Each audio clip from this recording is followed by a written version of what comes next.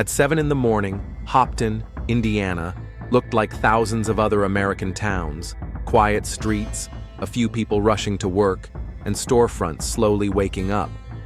For most residents, this hour meant the start of a normal day. For Rebecca Carter, it meant another day much like the one before. Rebecca stood in front of the mirror in her small apartment above the bakery on Main Street, combing her long brown hair. In the reflection, she saw a face that many called attractive. Regular features, expressive brown eyes, a smile that once came easily to her lips. But now, a year after her mother's death, that smile required effort. "Another day in paradise," she muttered under her breath as she pulled on black pants and a white blouse, the standard uniform of a beauty salon administrator at Glam Studio. Descending the narrow staircase to the first floor, Rebecca stepped out onto Hope Street. The street was slowly and predictably waking up. Postman Charlie was already delivering mail on his beat-up bicycle, and the owner of the local cafe, Coffee and More, was putting the morning menu on the board in front of the entrance. Everyone knew each other, everyone said hello when they met, and everyone knew that Rebecca Carter was the girl who was left alone after Susan died. Glam Studio was located 2 blocks from her house, in a small shopping center that the locals proudly called the Mall, even though it only had 8 stores. The salon's owner, Linda Harris, a woman in her 50s with the ambitions of a big city stylist and the reality of a small-town business, was already waiting at the door with her keys in her hand. "Good morning, dear," Linda said, opening the door. "We have a busy schedule today. Mrs. Thompson has an appointment at 10 for a color, and you know how she likes to talk." Rebecca nodded, turning on the lights and the air conditioning. The salon's interior tried to imitate trendy metropolitan establishments: golden mirrors, faux leather chairs, photos of models with perfect hairstyles. But the provincial reality showed through in every detail: worn linoleum, outdated hair dryers, 2-year-old magazines on the waiting table. "Rebecca, have you thought about what I told you?" Linda asked, checking the schedule for the next day. "The hairdressing courses in Indianapolis? You could be a good stylist." Rebecca shrugged. "I don't know, Linda. That means driving there every weekend, and I don't have the money for classes." "We'll figure something out," Linda said, but her voice sounded doubtful. They both knew that the salon's business was barely enough to cover their expenses. By 9 in the morning, the salon was filled with the familiar sounds and smells: the buzzing of hair dryers, the hissing of hair dye, the chatter of customers. Rebecca sat at the small reception desk, scheduling appointments, taking payments, answering phone calls. The work was simple, but monotonous. "Rebecca, dear, how's your personal life?" asked Mrs. Thompson, settling into the dining chair. This woman in her 60s considered herself an informal source of all the town's news and gossip. Such a beautiful girl shouldn't be sitting at home alone. "Everything's fine, Mrs. Thompson," Rebecca replied, trying to keep her tone polite. She had conversations like this every week with different clients. "Do you remember Jimmy Watson? He got divorced last year. He works at an insurance company, a nice boy. I could set you up with him." Rebecca sighed inwardly. Jimmy Watson was her late mother's classmate, had 3 children and a beer belly. In Houghton, the choice of potential dates was limited: divorced men with baggage, local bachelors who were still living with their parents at 30, or farmers from the surrounding area who smelled like livestock and thought only about the corn harvest. "Thanks, but I'm not ready for a relationship," Rebecca replied diplomatically. The workday dragged on slowly. Between clients, Rebecca leafed through magazines that showed a life radically different from her own. Trendy restaurants, trips to exotic countries, successful careers, romantic relationships with handsome men. Sometimes she caught herself dreaming of such a life, but quickly returned to reality. In the evening, when she got home, Rebecca heated up a frozen dinner in the microwave and sat down in front of the TV. A sitcom about young people in New York was on, and their problems seemed fantastically distant from her own reality. She switched to the news channel. Important events were happening somewhere in the world, but in Houghton, time seemed to stand still. Around 10 o'clock in the evening, Rebecca opened her laptop, the only expensive thing she had bought in the last year, spending almost all her savings on it. The internet opened a window to another world where people lived interesting lives, traveled, found love, and built careers. At first, she just read travel blogs and looked at photos of beautiful cities she would never see. Then she started reading forums where people discussed their problems and dreams. Gradually, she realized that she was not alone in her desire to escape the routine of a small town. 3 months ago, on a particularly dreary evening, Rebecca signed up for the dating site Heart Connection. At first, she just looked at other users' profiles, amazed by the variety of people and stories.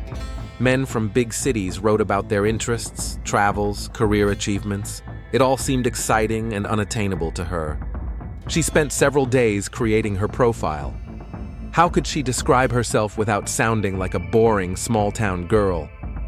Rebecca, 24, works in the beauty industry, loves reading, watching movies, and dreams of traveling.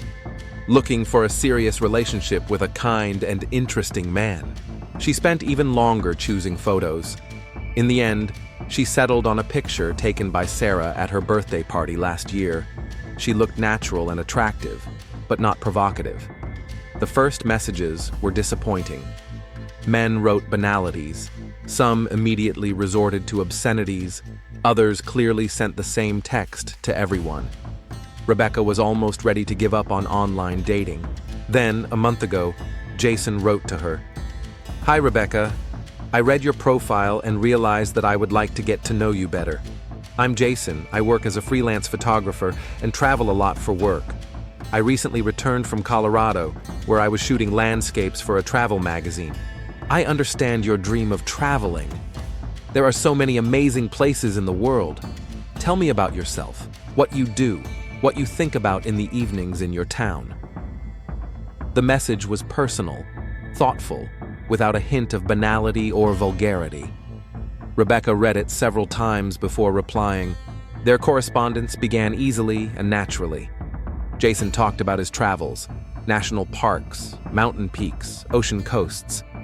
He sent photos of amazing places he had photographed for various magazines and websites. In response, Rebecca shared her thoughts and dreams and described life in her small town in such a way that even she began to see a certain charm in it. "You know, Rebecca, there's something special about your stories about hope," Jason wrote. "I've traveled half the world, but sometimes I feel like real life happens in places like this, where people know each other, where there's history and tradition. In big cities, everything is too fast, too superficial." Gradually, their communication became a daily ritual. Rebecca eagerly awaited the evening to open her laptop and find a new message from Jason. He was interested in her work, asked about her plans for the weekend, and shared his thoughts on life, art, and relationships. After 2 weeks of correspondence, Jason suggested they talk on the phone. His voice was pleasant, deep, with a slight accent, which he explained was from growing up in the South. They talked for 2 hours, and Rebecca fell asleep with a smile on her face, for the first time in a long time. They began talking on the phone every few days. Jason told her about places he had been and his plans for future projects. Rebecca opened up to him more and more, telling him about her mother's death, her feeling of stagnation in a small town, and her dreams that seemed unattainable. "You deserve better, Rebecca," Jason would say. "A smart, sensitive girl like you shouldn't be wasting away in the sticks. You have the potential for a great life." Those words touched her soul. No one in Hopton had ever spoken to her that way. Everyone there saw her as the late Susan's daughter, who had to settle for a quiet life as a beauty salon administrator. Today, as she was getting ready for bed, Rebecca reread their last correspondence. Jason wrote about his upcoming trip to Indiana. A magazine had commissioned him to photograph historical sites in the state. "You know, I'll be really close to your Houghton," he wrote the day before. "Maybe we should meet up. I know it's a big step, but I feel like there's a real connection between us. What do you think?" Rebecca stared at the screen, feeling her heart beat faster. Meeting someone from the internet was something from another life, not from her quiet existence in Houghton. But wasn't that what she had been dreaming of? Didn't she want something real to happen in her life? She started typing a reply, deleted it, and started again. Finally, she wrote, "Jason, the idea of meeting you both scares and excites me. Yes, I feel a connection between us too, if you're really going to be in the area." After sending the message, Rebecca closed her laptop and lay down on her bed. Outside the window, Hopton slept as usual. But in her life, one chapter was ending and another was beginning. The next morning began with a message from Jason waiting for Rebecca when she checked her phone right after waking up. "Good morning, beautiful. I got confirmation from the editors. I'll be in your neck of the woods this Friday. We're shooting at the History Museum in Columbia, which is only an hour's drive from Houghton. The thought of finally meeting you is keeping me awake. Are you ready for this adventure?" Rebecca read the message 3 times, feeling butterflies fluttering in her stomach. Friday was the day after tomorrow. Suddenly, the abstract possibility of meeting him had become a reality, and it was both frightening and exciting. Rebecca was distracted all day at the beauty salon. She mixed up client appointments twice, forgot to turn on the coffee machine, and Linda asked her several times if she was okay. "Just tired," Rebecca replied. But inside, she was a whirlwind of emotions. She made plans for the meeting in her head, imagining what Jason would look like in real life and what they would talk about. During her lunch break, she called Sarah Johnson, her best friend since childhood. Sarah worked as a nurse at a local clinic and was the only person in Houghton to whom Rebecca had told about her online romance. "Sarah, I need to talk to you. Can we meet after work?" "Sure. Something happened? You sound upset." "I'll tell you when I see you. See you at 7 at Coffees and More." Coffees and More was one of the few places in Houghton where you could have a quiet conversation in the evening. The owner, Mike Collins, an elderly man with a gray beard, kept the place in the style of an old American diner. Red leather booths, black and white photographs of local landmarks on the walls, the smell of freshly brewed coffee and homemade pies. Sarah arrived at 7 sharp, still in her medical uniform. She was the complete opposite of Rebecca, light curly hair, freckled face, energetic and straightforward. The friends had known each other since 1st grade and could talk about anything. "So, what's going on?" Sarah asked, sitting down across from Rebecca. "You look like you won the lottery or fell in love." "Something like the latter," Rebecca admitted, nervously stirring her coffee. "Remember I told you about Jason? The photographer from the internet?" "Of course I remember. You've been talking about him for the last month. He wants to meet up on Friday. He'll be on a business trip nearby." Sarah frowned. "Becky, are you sure that's a good idea? You don't know him at all." "I know him better than any guy in this town," Rebecca defended herself. "We've been talking every day for a month. He told me about his family, his job, his dreams. I know what books he reads, what kind of music he likes." "Becky, people on the internet can pretend to be anyone. Have you seen his photos?" "Of course. He's very attractive. And all his stories about traveling and work, it all adds up. He has social media profiles with photos of his work." Sarah shook her head. "I'm not saying he's definitely a con artist, but meeting strangers from the internet can be dangerous. You've heard the news about what's been happening." "Sarah, don't be so paranoid. We'll meet in a public place during the day. What could happen? What if he's not who he says he is? What if he's married? What if he's weird?" Rebecca felt irritated. "You know what? Maybe he's not perfect. But this is the only chance I've had in a long time to meet someone interesting. I'm not going to spend my whole life in Houghton dating local losers." Okay, Sarah said conciliatorily. "I'm just worried about you. If you've decided to meet him, at least be careful. Tell me where and when, and keep your phone on." On Friday morning, Rebecca woke up with the feeling that it was a special day. She spent 40 minutes choosing her outfit, settling on a blue dress that complemented her eyes and a cardigan that was elegant but not too flashy. Jason was supposed to arrive at 2 o'clock. They had agreed to meet at the same coffee shop, Coffee and More, because it was the only decent place in town for a first date. At the salon, Rebecca was even more distracted than usual. Linda noticed her excitement. "Honey, do you have a date?" she asked with a smile. I haven't seen you this excited in a long time." "Something like that," Rebecca replied, blushing. At 1 o'clock, she asked to leave work early, saying she had a doctor's appointment, and went home to freshen up before the meeting. On the way, she checked her phone and saw a message from Jason. "On my way. Can't wait to see your smile in person." Rebecca arrived at the cafe 10 minutes early. She chose a table by the window where she could see the parking lot and ordered a cappuccino. Her hands were shaking slightly with excitement. At exactly 2 o'clock, a dark blue Honda Accord pulled up to the cafe. A man got out of the car, and Rebecca's heart skipped a beat. He looked exactly like his photos, tall, athletic, with dark hair and a confident gait. He was dressed simply but tastefully. Dark jeans, a white shirt, and a leather jacket. Jason stopped at the entrance to the cafe, looking around, and their eyes met through the glass.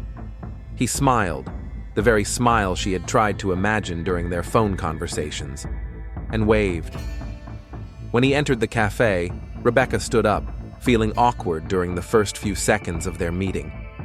But Jason approached her with such ease, as if they had known each other for years. "Rebecca," he said, and his voice was exactly as she remembered it.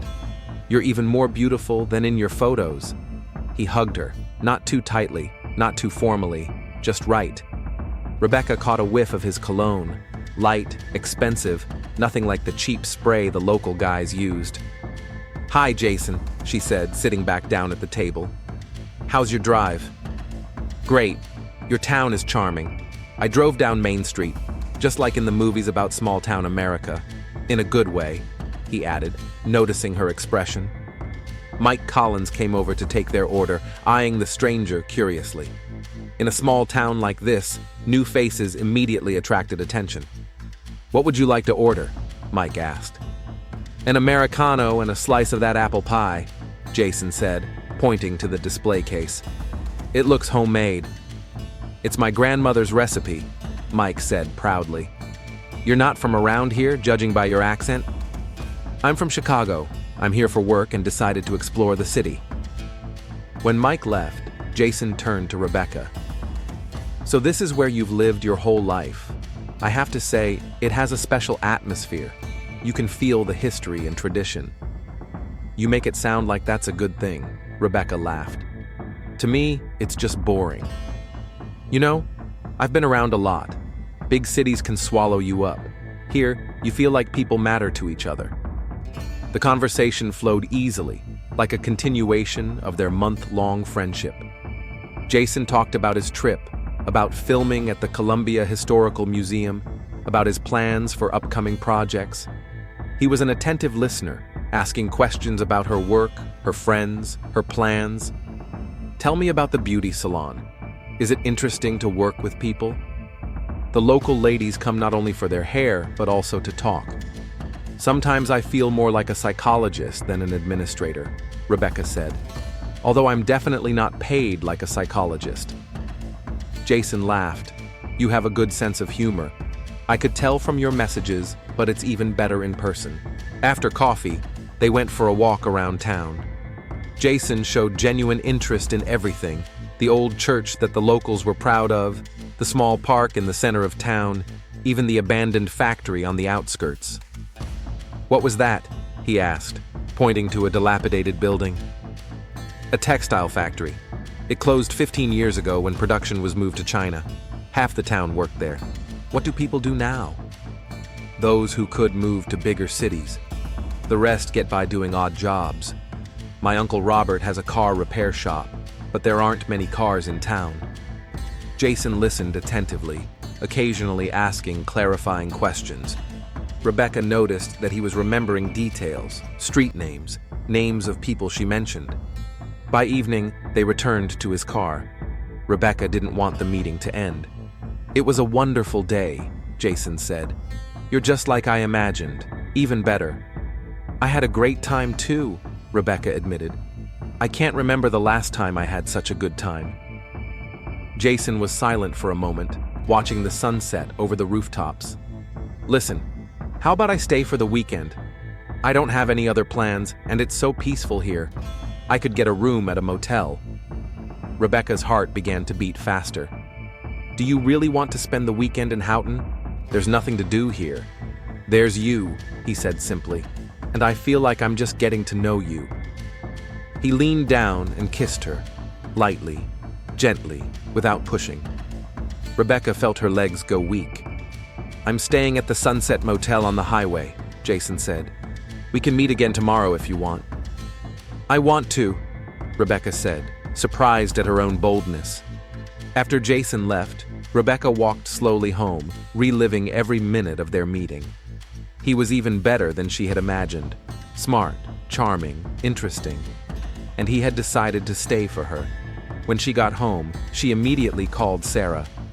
Well? Are you alive and well? Was he normal? Sarah, he's amazing. Just what I hoped for. Even better. Does he look good? Very. He's interesting to talk to and a good listener. He decided to stay for the weekend. Sarah's voice sounded alarmed. Becky, don't rush into anything. One date doesn't mean anything. I'm not rushing. I just haven't felt this alive in a long time. That evening, as she was getting ready for bed, Rebecca received a message from Jason. Good night, beautiful. Today was the best day I've had in a long time. Looking forward to tomorrow. And at the Sunset Motel, in room 12, a man who called himself Jason Reed sat in front of his laptop, looking at photos he had taken unnoticed while walking around the city. Photos of Rebecca's house, the beauty salon, the route from one place to another. He carefully studied the city map, memorized her work schedule, and noticed that she lived alone. He opened a folder on the computer desktop called Projects. It contained several subfolders with women's names. He created a new one called Rebecca Hopton. He transferred all her photos from the dating site, screenshots of their correspondence, and information about the city.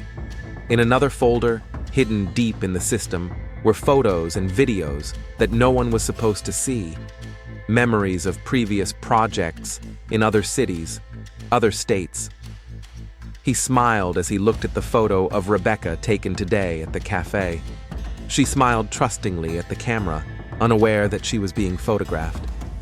Perfect, he muttered under his breath as he saved the file. Saturday began with a warm October morning. Rebecca woke up earlier than usual, feeling a surge of energy she hadn't felt in months. Jason had texted her late last night. Good morning, sunshine. How about breakfast together? I know a great place 20 minutes outside of Houghton called Mama Rose's Diner. They say they have the best pancakes in the area. She replied quickly, Sounds great. What time should I meet you? I'll pick you up at 10. I want to show you what the world looks like outside your little town. Rebecca spent an hour getting ready, changing outfits and doing her hair. She settled on jeans and a light pink blouse, pretty enough for a date, but not too dressy for breakfast at a roadside diner. At exactly 10 o'clock, a familiar dark blue Honda pulled up outside her house. Jason got out of the car, wearing dark jeans and a gray sweater, looking rested and attractive. Ready for an adventure? He asked, opening the car door for her.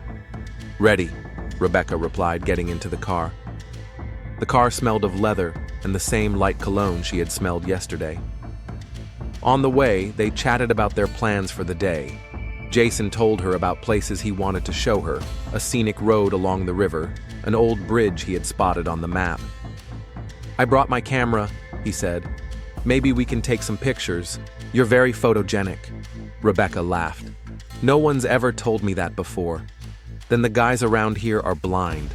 Mama Rose's Diner turned out to be a typical American roadside diner. A long aluminum trailer with red and white trim, a neon sign, and a parking lot filled with pickup trucks and old sedans. 50s music played inside, and waitresses in pink dresses and white aprons carried huge portions. This is authentic, Jason said, looking around, like the set of a movie about old America. They sat down in a corner booth with red leather seats. Jason ordered pancakes with bacon, Rebecca ordered an omelet with cheese. The coffee was strong and aromatic. Tell me about your plans, Jason said, pouring syrup on his pancakes. What do you want to do in life, besides working at the salon? Rebecca thought for a moment. To be honest, I don't know. When I was in school, I dreamed of going to college, maybe becoming a journalist or a teacher, but after my mom died, I had to stay and work. What's stopping you from leaving now? You're an adult, you're free. Money mostly. And fear, I guess. Hopton is all I know. Jason leaned across the table. You know what I think? You underestimate yourself. In one day, I've seen more intelligence and humor in you than in many people I've known for years. His words warmed her better than coffee. No one in Hopton ever talked to her about dreams and potential. Here, everyone saw her as part of the unchanging landscape. After breakfast, they drove to the river. Jason parked on the side of a dirt road, and they walked down a path to the water. The October air was crisp, and the leaves on the trees were turning gold and red. Perfect light, Jason said, taking his professional camera out of his backpack. Stand over there by the tree. For the next hour, he photographed her in different poses and angles. Rebecca was shy at first, but gradually relaxed. Jason was patient and professional, explaining how to turn toward the light and where to put her hands. You're a natural model, he said, looking at the pictures on the camera display. Look. Rebecca saw herself as she had never seen herself before, beautiful, confident, almost unfamiliar. In the photos, she looked like a girl in a magazine. Is that really me? She asked in surprise. That's exactly how I see you, Jason said softly. They returned to town around lunchtime. Jason suggested they drive to a nearby town for an antique market, but Rebecca remembered she had promised to stop by Uncle Robert's house. He gets worried when I disappear for a long time, she explained. Ever since Mom died, he feels responsible for me. I understand. Family is important. They agreed to meet in the evening. Jason suggested cooking dinner in his motel room. I have a camping stove and some groceries. Nothing fancy, but it'll be cozy, and we can talk in peace without anyone watching. Rebecca hesitated for a second. A motel room was intimate, a step into a new level of relationship. But Jason was so charming, so sincere. Okay, she agreed. What time? 7? Room 12. Uncle Robert lived in a small house next to his auto repair shop on the outskirts of town. He was a sturdy man in his 50s with calloused hands and a kind heart. After his sister died, he tried to take care of his niece, though he didn't always know how. How are you, kid? He asked when Rebecca walked into the garage. He was working under the hood of an old Chevrolet. Long time no see? Everything's fine, Uncle Bob. I've just been busy. I heard you were with some stranger at the cafe yesterday, Mrs. Thompson told me.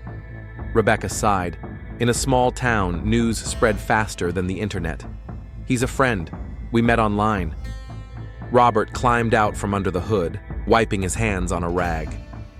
Becky, I don't want to lecture you, but be careful with strangers. The world isn't as safe as it used to be. It's okay, Uncle Bob. He's a nice guy. I hope so. Just call me if anything happens. Anytime. That evening, Rebecca spent a long time choosing what to wear. Finally, she settled on a black dress, elegant but not provocative. She put on some perfume she had bought last year but hardly ever used. The Sunset Motel was located on the highway 2 miles outside of town. It was an old L-shaped building with 12 rooms and a neon sign that flashed across the letter. Not the most romantic place, but there was nowhere else to stay in the area. Rebecca parked next to Jason's Honda and knocked on the door of room 12. He opened it almost immediately, as if he had been waiting there. Right on time, he smiled. Come in. The room was typical of a roadside motel. 2 double beds, a TV, a small table by the window. But Jason had made it cozier. He had lit several candles he had bought somewhere during the day, put on some soft music, and laid out the food on the table. Nothing special, he said, pointing to the simple meal. Pasta with pesto sauce, salad, wine, but the candles make up for it. It looks wonderful, Rebecca said sincerely. No one had ever prepared such a dinner for her before. They ate, talked, and drank wine. Jason told funny stories from his travels, and Rebecca shared memories of her childhood in Hopton. Gradually, she relaxed and felt comfortable. "You know," Jason said as they finished their wine, "it's been a long time since I've met such a special girl." Special? Smart, beautiful, real. In big cities, everyone pretends. You're like a breath of fresh air. He leaned in and kissed her. This time, the kiss was more passionate than yesterday's. Rebecca felt dizzy, from the wine, from the closeness, from the emotions flooding her. "Will you stay?" he asked quietly when their lips parted. Rebecca hesitated. Part of her wanted to stay, but another part told her it was too soon, that she needed to be careful. "I need to think about it," she said. "Of course. I don't want to rush you." They talked a little longer, but Rebecca was feeling tired. The wine and the emotions of the day were taking their toll. "I think I'll go home," she said at 10:30. "Let me walk you there," Jason offered. "No, it's not necessary. Hopton is a safe place, and tomorrow is Sunday. We can meet up in the afternoon." "Okay. Good night, beautiful." He walked her to her car and kissed her goodbye again. Rebecca drove away thinking about how wonderful he was and how tomorrow she might decide to take things further. But on Sunday morning, her phone was silent. On Monday, Rebecca didn't show up for work. Linda Harris waited until 8:30, then called Rebecca's home number. No one answered. She tried her cell phone. It was turned off. "Strange," Linda muttered. In 2 years of working together, Rebecca had never been late without warning. By 10 o'clock, Linda was seriously worried. She had a hair appointment with Mrs. Wagner, who didn't tolerate cancellations. But without an administrator, the salon was only half open. She called Sarah Johnson at the clinic. "Sarah, this is Linda from the salon. Rebecca hasn't come to work and isn't answering her phone. Do you know where she is?" Sarah felt uneasy. "No, I don't. She went out with that guy from the internet over the weekend." "What guy?" "It's a long story. I can't talk right now. I have patients. But if she's not back by lunchtime, give me a call." By 2 o'clock, Rebecca still hadn't shown up. Sarah asked to leave work early and drove to her house. Rebecca's car was in its usual spot, but no one answered the door. Sarah had a spare key to her friend's apartment. She climbed the stairs and opened the door. "Becky, are you home?" The apartment was empty. The bed wasn't made, but that didn't mean anything. Rebecca didn't always tidy up in the morning. Her car keys were on the table. Sarah looked around the apartment for clues. In the bathroom on the sink were cosmetics and perfume that Rebecca used for special occasions. So she was going out. Concern turned to panic. Sarah called the sheriff's office. "Hope County Sheriff's Office, Debbie speaking." "I need to speak to Sheriff Miller. It's about a missing person." "One moment, please." Tom Miller had been the county sheriff for 12 years. During that time, he had dealt mainly with minor offenses, bar fights, domestic violence, the occasional theft. Serious crimes were rare. "Sheriff Miller here." "Sheriff, this is Sarah Johnson. My friend Rebecca Carter is missing. She didn't show up for work this morning and isn't answering her phone." "Sarah, calm down. Tell me exactly when you last saw her." "On Friday evening. She was meeting a man she met online. I warned her to be careful." Miller frowned. "What kind of man?" "He called himself Jason Reed, a photographer from Chicago. She met him over the weekend." "Okay, come to the office and tell us everything in detail, and bring a photo of Rebecca." Tom Miller hung up and leaned back in his chair. Technically, an adult had to be missing for 48 hours to be considered missing. But something about this story bothered him. He called the Sunset Motel. "Hello, this is Sheriff Miller. Did a man named Jason Reed stay here?" "Yes, room 12. He checked out early this morning, around 6. "Did he leave any contact information?" "He paid cash. We don't keep records for guests like that." Miller hung up with a bad feeling. If this Jason left early in the morning, why didn't Rebecca show up for work? He called his deputy, Dan Williams, on his radio. Dan, go to the Sunset Motel and check room 12. Ask the staff about a guest named Jason Reed. Is something wrong? Possibly a missing person. It's unofficial, but it's better to check. By Monday evening, it was clear that Rebecca Carter had indeed disappeared. Her car was parked outside her house. Her keys were in her apartment, but she hadn't been seen since Sunday evening. Dan Williams checked the motel room, but found nothing suspicious. The room had been cleaned and the bedding changed. If anything had happened there, the traces had been destroyed. Tom Miller sat in his office late into the night, studying the scant information. A young woman who had never been in trouble disappeared after meeting a stranger from the internet. The stranger left early the next morning. It could have been a coincidence. Maybe Rebecca left with him voluntarily. Maybe she decided to start a new life. But something told Miller that this was much more serious. He picked up the phone and dialed the FBI office in Indianapolis. If his suspicions were correct, they would need help. Wednesday, 7:20 a.m. Farmer Harvey Stewart was driving to check on an abandoned barn on a remote piece of land 3 miles west of Hopton. The old wooden structure had stood empty for 5 years since he stopped keeping livestock, but sometimes vagrants would take shelter there or teenagers would have parties. As he pulled up to the barn in his pickup truck, Harvey noticed that the door was ajar. He frowned. He remembered clearly that the door had been closed tightly during the rain the day before. "Those damn kids again," he muttered, turning off the engine. But as Harvey got closer, he was stopped by a strange smell coming from the barn. Sweetish, nauseating, all too familiar to someone who had spent his entire life around livestock.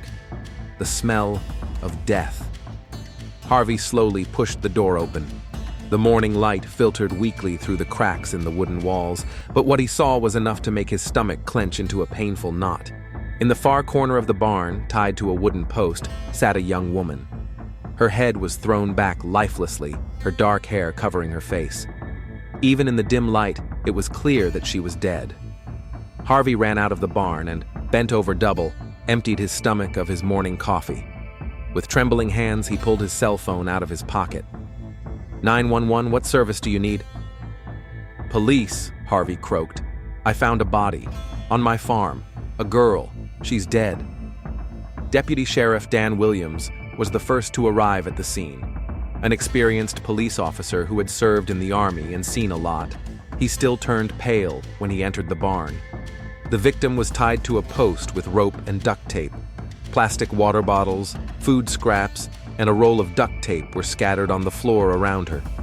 In the corner, a small video camera on a tripod was pointed at the spot where the girl had been sitting. Dan immediately called Sheriff Miller and sent Harvey to wait in the pickup truck away from the crime scene. Tom Miller arrived 15 minutes later with 2 other deputies. One look at the body confirmed his worst fears. "It's Rebecca Carter," he said grimly, recognizing the girl from the photo Sarah had brought. "Secure the entire area. No one is to be allowed in. And call the county medical examiner." Dr. Elizabeth Chen, the chief medical examiner for Hopton County, arrived an hour later. A woman of Asian descent in her 40s, she had been in the job for 8 years and had seen enough to maintain her professional composure even in the most difficult cases. But what she saw in the barn made her lips press into a thin line. "How long has she been here?" Miller asked. Dr. Chen carefully examined the body without disturbing the crime scene. Judging by the degree of decomposition and the temperature, death occurred approximately 36 to 48 hours ago, Monday evening or Tuesday morning. "And she disappeared on Sunday," Miller muttered. That means she was alive and here for at least a day, possibly longer," Dr. Chen finished. "Tom, I need a full team of crime scene investigators. This isn't just a murder." By noon, the crime scene was swarming with experts. A team of forensic scientists from Indianapolis arrived, along with photographers and evidence collectors. Sheriff Miller knew that this case was beyond the capabilities of his small department. He called the FBI. Agent Robert Hanks from the Violent Crimes Division arrived from Indianapolis at around 4 o'clock in the afternoon. A man in his mid-40s with graying temples and tired eyes, He specialized in serial killings and kidnappings. "Tell me everything from the beginning," he said to Miller as he surveyed the crime scene. Miller recounted all the known facts. They met online, went out on the weekend, and she disappeared on Sunday evening. "Did the video camera record anything?" Hanks asked. "The memory card was removed. The killer took it with him." Hanks nodded. "That indicates planning. He knew what he was doing." The initial results of the crime scene investigation were horrific. Dr. Chen performed a preliminary examination of the body right there on the spot. "Multiple abrasions and bruises on the wrists and ankles from ropes," she reported. "Traces of blows to the body, cigarette burns on the hands and feet, signs of sexual assault." "Did she fight back?" Hanks asked. "Judging by the damage under her fingernails and the bruises on her knuckles, yes, she fought to the end." "Cause of death?" "Preliminary, strangulation. I'll know for sure after the autopsy." Hanks examined the entire shed, paying attention to every detail. Empty water bottles, fast food leftovers, a roll of duct tape. In the corner, he found Marlboro red cigarette butts. "He was here for a long time," Hanks said. "He fed her, gave her water. This wasn't a spontaneous crime." The forensic team collected all possible evidence: fingerprints, hair, shoe prints, DNA samples. The most important piece of evidence was a tire tread mark near the shed, a clear imprint in the soft ground after a recent rain. "Michelin Primacy tire, size 205/55 R16, said the expert, standard on many Japanese sedans. Meanwhile, news of the discovery spread through the town like wildfire. Hopton, where the most serious crime in recent years had been the theft of a lawnmower, was in shock. Sarah Johnson sat in the sheriff's office crying her eyes out. "I warned her. I told her to be careful with strangers from the internet." "Tell me everything you know about this Jason," Agent Hanks asked. She showed me his photos. Tall, dark hair, attractive. He said he was a freelance photographer from Chicago. They had been corresponding for a month. "Do you have access to their correspondence?" Rebecca didn't let anyone use her computer. She said it was personal. Hanks sent technicians to search Rebecca's apartment. The laptop was seized for analysis, but a preliminary check showed that the browser history had been cleared and the dating site profile had been deleted. He knew what he was doing, Hanks told Miller. He made her delete all traces of their communication. Rebecca's uncle, Robert Carter, arrived at the sheriff's office in a state of shock. A strong man, used to solving problems with his own hands, he now looked confused and broken. "I should have protected her," he repeated. "Susan trusted me with her daughter." "You couldn't have known," Miller said. "No one could have foreseen this." "I'm going to find that bastard," Robert hissed. "If the police don't find him, I'll find him myself." "Robert, I understand how you feel, but let us do our job." FBI technicians began analyzing the digital trail. The Jason Reed profile on the dating site had been created just 2 months before he met Rebecca. All the photos had been stolen from other people's social media profiles. "Classic scheme," explained the FBI technician. "Creates a fake profile, uses someone else's photos, makes up a story. Once the victim is hooked, deletes all traces." The real Jason Reed turned out to be a married architect from Denver who had no idea his photos were being used by a con artist. Hanks expanded his search, checking other dating sites and social networks. It soon became clear that similar profiles had appeared in different states over the past 3 years. "We have a serial killer," he told Miller, "and Rebecca isn't his first victim." At the Sunset Motel, forensic investigators found that room 12 had been thoroughly cleaned. But in the bathtub drain, they found several hairs that did not belong to Rebecca. "The DNA will be ready in a few days," said the expert. "But the hair is definitely male, dark brown." The motel owner, Ray Collins, an elderly man, remembered the guest who stayed in room 12. A quiet guy, polite, paid cash, said he was a photographer, checked in on Friday, checked out early Monday morning around 6. Was he alone when he checked out? Yes, alone. I saw him through the window. He quickly loaded his things into the car and drove away. What kind of car?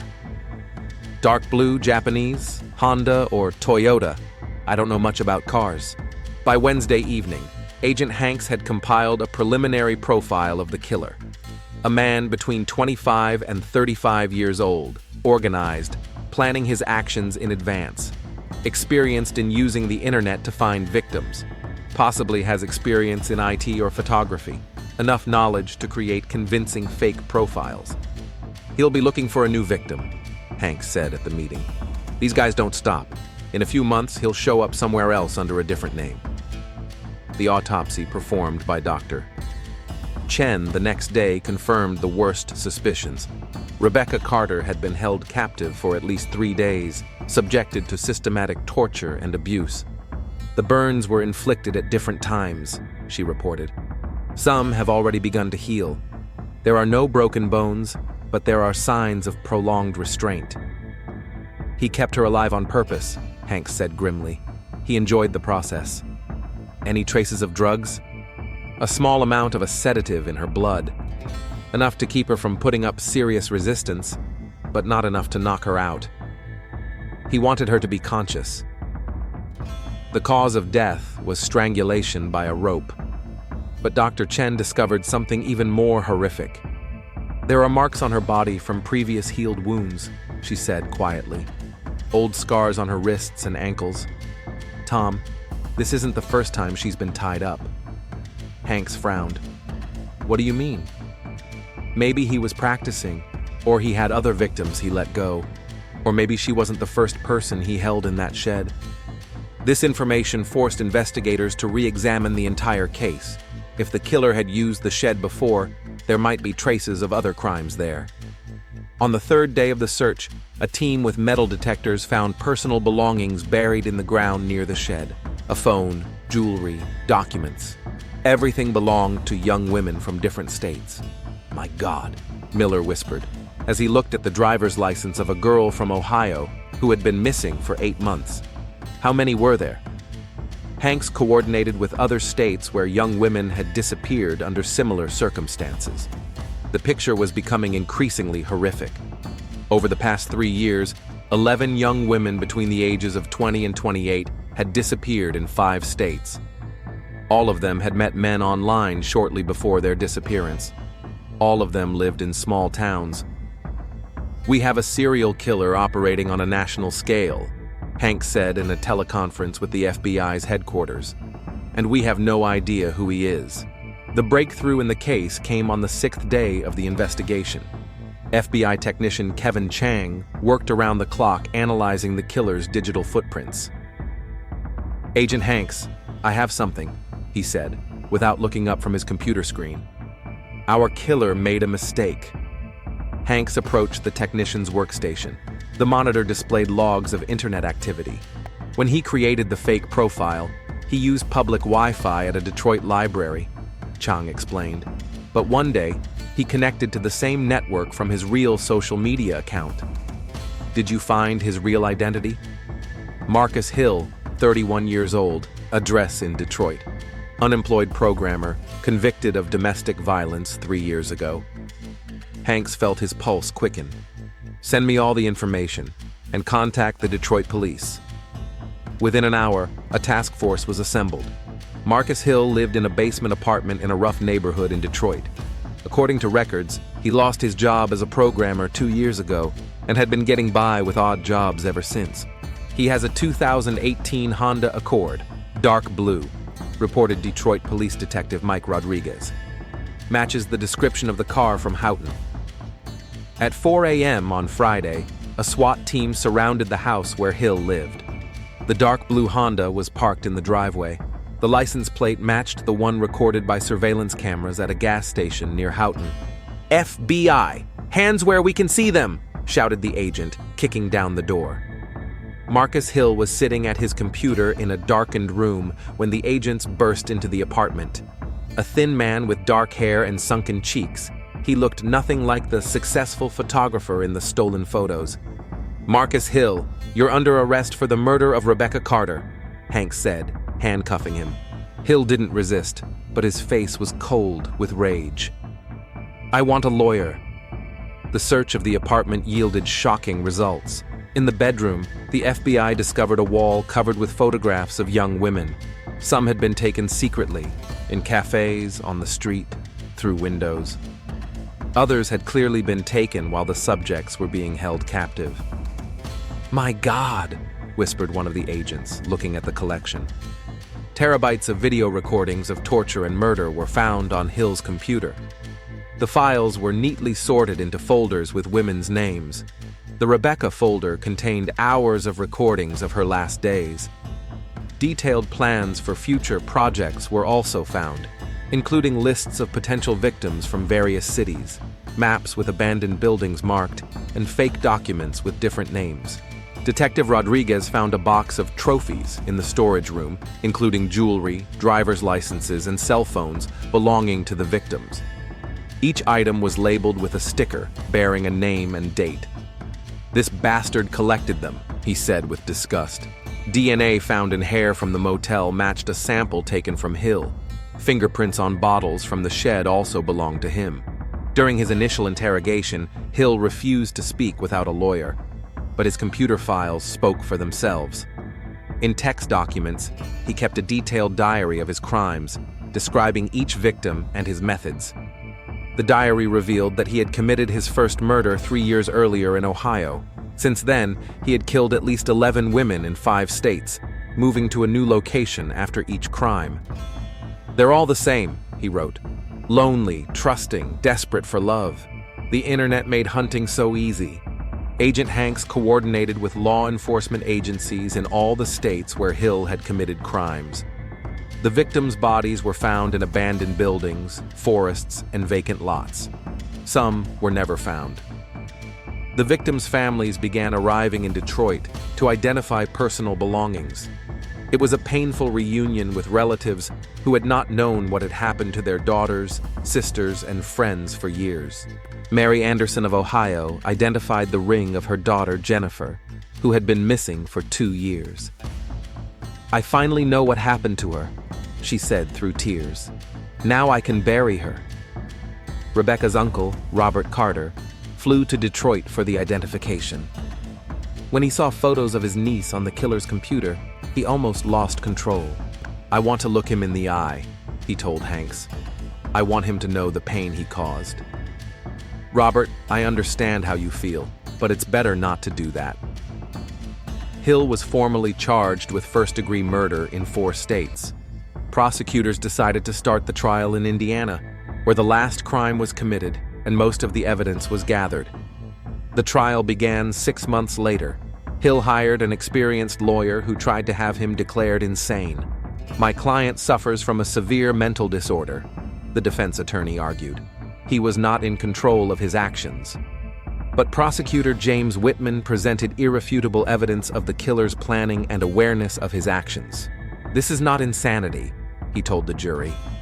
"This is cold calculation." The defendant carefully planned each crime, chose his victims, prepared the places where he would hold them captive. He knew what he was doing, and he enjoyed it. The testimony of Sarah Johnson shook the courtroom. She recounted her friend's last days, how Rebecca was looking forward to meeting a romantic photographer. "She thought she had finally found love," Sarah said through tears. "Instead, she met a monster."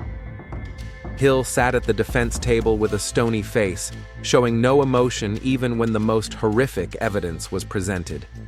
Agent Hanks testified about the scale of the crimes and the methods the killer used to find his victims. "The defendant turned online dating into a weapon," he said. "He exploited people's natural desire for love and intimacy to satisfy his sadistic needs." The trial lasted 3 weeks.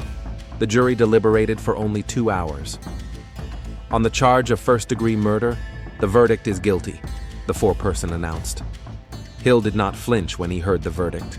At the sentencing stage, the prosecutor demanded the death penalty. The victims' families testified about how the crimes had destroyed their lives. "He didn't just kill my niece," said Robert Carter.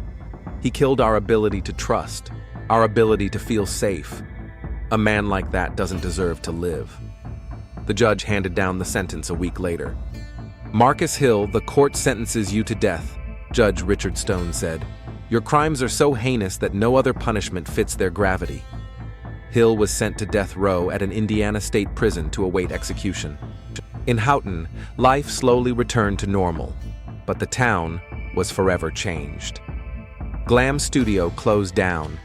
Linda couldn't work in a place that reminded her of Rebecca. Sarah Johnson moved to Indianapolis, unable to stay in a town where memories of her friend were everywhere. "I don't feel safe here anymore," she admitted before leaving. The Sunset Motel changed owners and was completely renovated. Room 12 was turned into a storage room. No one wanted to stay there. Harvey's abandoned barn was torn down. A cornfield now grows in its place, but locals avoid the area. Agent Hanks received a commendation from the FBI for solving the case, but he felt no satisfaction. "We caught the killer," he said to Sheriff Miller as he left. "But we couldn't save his victims. And somewhere out there are other predators using the internet to find their prey." Rebecca Carter's story became a warning about the dangers of the digital age. The case was studied at the FBI Academy as an example of modern serial killer techniques. But for those who knew and loved Rebecca, she remained not just a number in the statistics, but a living person with dreams and hopes whose life was brutally cut short. A simple monument stands on her grave in the city cemetery in Hopton. Rebecca Carter, 1999 to 2023. Beloved daughter, niece, friend, dreamed of love, found tragedy. Every year on the anniversary of her death, the local school holds an internet safety lesson. Teachers tell children how to protect themselves from online predators and how to recognize danger behind pretty words and promises. Rebecca's story is over, but her tragedy continues to save the lives of other young people who are learning to be cautious in a digital world where a monster can lurk behind the screen. Marcus Hill is still on death row, filing appeals and delaying his execution. But justice is relentless, and one day he will finally answer for his crimes.